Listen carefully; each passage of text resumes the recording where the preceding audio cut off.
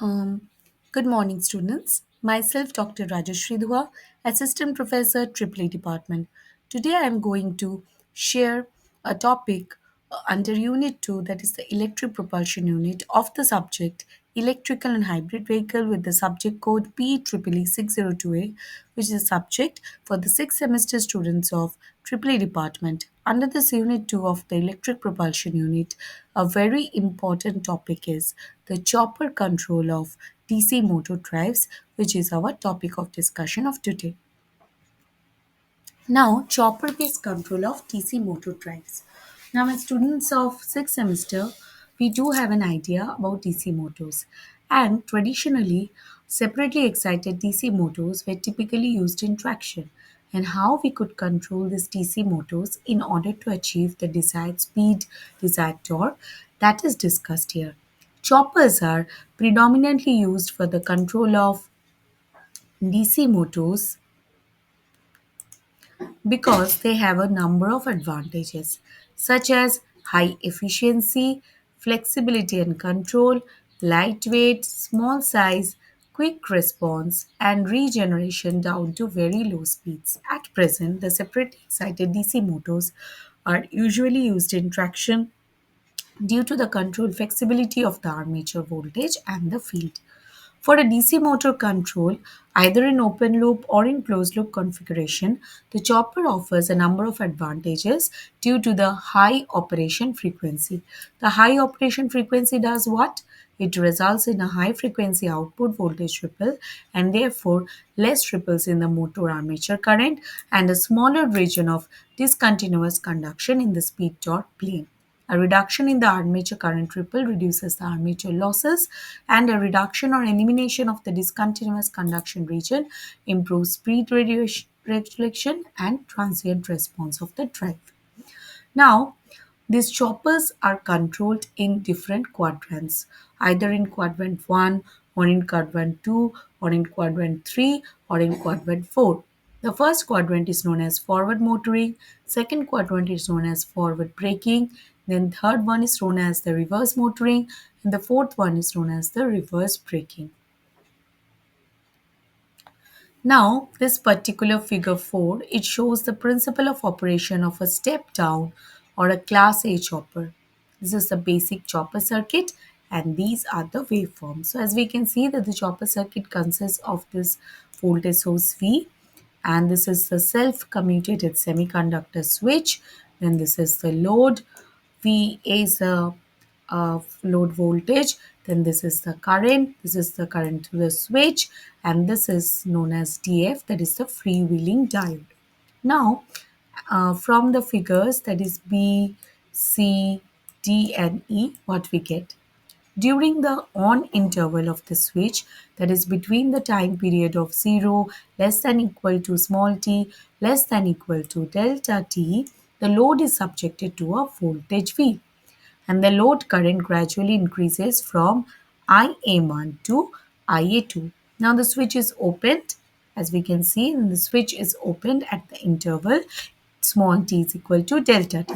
During the off period of the switch, that is between the interval of delta t less than equal to small t less than equal to 1, the load inductance basically maintains the flow of the current to the freewheeling diode DF.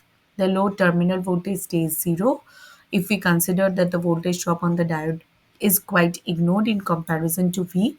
The current gradually starts decreasing from IA2 to IA1, and this particular interval of 0 less than equal to small t less than equal to delta t is known as the duty interval, and the interval delta t less than equal to small t less than equal to capital T is known as the freewheeling interval when the freewheeling diode comes into action. So this is how the current waveforms are shown. Now, the diode DF, it basically is known as a freewheeling diode because it provides a path for the load current to flow when the switch is off and thus improves the load current waveform. Furthermore, by maintaining the continuity of the load current even during the turn off process of the switch, it prevents any transient voltage from appearing across the switches due to the sudden change in the load current. The source current waveforms are also shown as we have seen in the previous figure. The source current flows only during the duty interval and is equal to the load current. The direct component or the average value of the load voltage can be given as this integral over 0 to capital T. By controlling the interval or the value of the delta between 0 to 1, the load voltage can also be varied from 0 to V. Thus, a chopper allows a variable DC voltage output to be obtained from a fixed DC voltage source.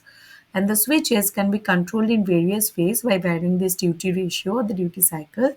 The control technologies are divided into two categories. One is known as the time ratio control, another is known as the current limit control. In time ratio control, also known as the pulse width modulation control, the ratio of the on time of the chopper period is controlled. And the time ratio control can be further divided into the constant frequency time ratio control.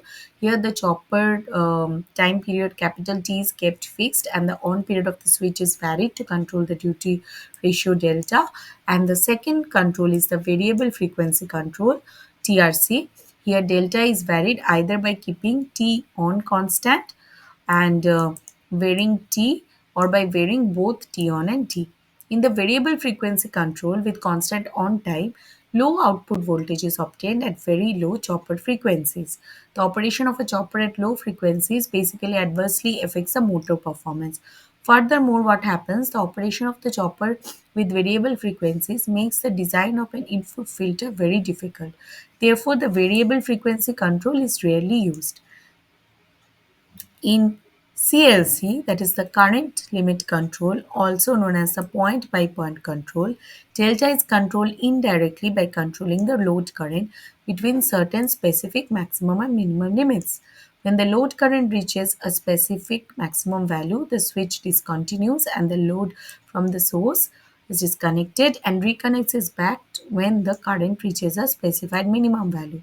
For a DC motor load, this type of control in effect is a variable frequency, variable on time control. So, in this ways, by controlling the value of the delta, we can get desirable output voltage waveforms, and the desirable output voltage in turn helps in creating the desirable torque and the desirable speed. Now, as we have already seen that this chopper in figure 4, it is known as the class A chopper as mentioned. The chopper in figure 4 is known as a class A chopper. It is one of the number of chopper circuits that are predominantly used for the control of DC motors. This type of chopper is providing only a it can provide only a positive voltage and a positive current. Therefore, it is known as the single quadrant chopper, only providing separately excited DC motor in the first quadrant, that is positive speed and positive torque. Since it can vary the output voltage from V to 0, it is also known as a step down chopper or a DC to DC buck converter. The basic principle here can be also used for a DC to DC boost converter. So what happens during the chopping period T? It remains closed for an interval 0 less than equal to small t less than equal to delta t, and it remains open for an interval delta t less than equal to small t less than equal to capital T. During the on period, the Is increases from Is1 to Is2, thus increasing the magnitude of the energy stored in the inductor. Now, as we can see, this is the principle of operation of a step up chopper or a class B chopper. So here is a voltage, this is a source current, this is an inductor, this is the diode, then we have this switch, then we have the capacitor, and this is the load. And now this is the basic waveform of IC, waveform of VA, waveform of the source current. So that is what the operation of the class B chopper or the step up top chopper is said. So what we were telling is that during the on time, Is increases from Is1 to Is2. Is increases from Is1 to Is2, thus increasing the magnitude of the energy stored in the inductance. When the switch is open, the current flows through the parallel combination of the load and the capacitor. Since the current is forced against the higher voltage, the rate of change of current is negative. Now it gradually decreases from Is2 to IS1 in the switch's off time. The energy stored in the inductance and the energy supplied by the low voltage source are given back to the load. The capacitor C here serves two purposes. At the instant of opening the switch S, the source current IS and the load current IA, they are not same. In the absence of the capacitance, what will happen is that when we turn off the switch S, it will force the two currents to have the same values. This will cause high induced voltage in the inductance and the load inductors also. Another reason for using the capacitor is to reduce the output load voltage ripple. The purpose of diode D is to prevent any flow of current from the load into the switch or source P. So it's kind of a blocking diode. So here what we can see that the voltage is positive obviously, but we are having the current to be forced from the load to the source. So it's a positive voltage profile but the negative current profile. So the class B chopper works in the quadrant which is known as the forward braking. Acha, in order to understand the step-up operation, the capacitor C is assumed to be large enough to maintain a constant voltage VA across the load. So from there, the average value of this can be obtained as VAB is VA into 1 minus delta. The average voltage across the inductor is this. The source voltage can be given by this equation, and from here we can say that VA is equal to V divided by 1 minus delta. So according to this particular equation 12, theoretically the output voltage VA can be varied from V to infinity by controlling delta from 0 to 1. However, in practice, VA can be controlled from V to a higher voltage which depends upon the capacitor C and certain parameters of the load and the chopper. So if the V is increased, by default it becomes a step-up chopper. The main advantage of the step-up chopper is that there is very less ripple or very low ripple in the source current. While most applications require a step-down chopper, the step-up chopper finds its applications in low-power battery-driven vehicles, and the principle of operation of the step-up chopper is also used during the regenerative braking of the DC motor drive.